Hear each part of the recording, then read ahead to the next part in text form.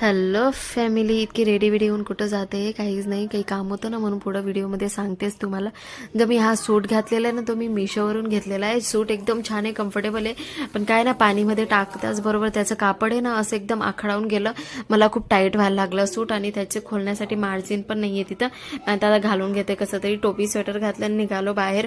ओम खूपच रडत होता, त्याला पण यायचं होतं. तुमचे पण मुलं रडता का? असे पाठ लागता का? सांगा कमेंटमध्ये. मग गुस्स्यामध्ये चालला गेला घरामध्ये. म्हटलं जाऊ दे आता, नंतर आल्यानंतर समजवते. निघालो आम्ही ट्रॅफिक नडाला, आणि फायनली जिथं पोहोचायचं होतं तिथं पोहोचून गेलो. उर्वीला दवाखान्यात घेऊन गेलो होतो. उर्वीचे दात ना खूपच दुखत होते, पण त्या डॉक्टरांनी काही व्यवस्थित उत्तर नाही दिलं, म्हणून वापस रिटर्न आलो आणि दुसऱ्या डॉक्टर जवळ घेऊन गेलो. इथं सांगितलं की तिथे ना गुरुवारी दात काढायचे. दुधाचा दाढ आहे ना, तो थोडा कोणा राहून गेलेला आहे. म्हटलं वजन काटा होतं, थोडं वजन करून घेतले. 60 किलो वजन वाढून गेलं, विचारू नका तुम्ही. राणीने खिचडी आणि पापड करून ठेवला होता. तर असा प्रकारे होता आमचा रुटीन संध्याकाळचा. तर व्हिडिओ आवडला असणार, लाईक सबस्क्राईब. भेटूया पुढच्या व्लॉगमध्ये. बाय.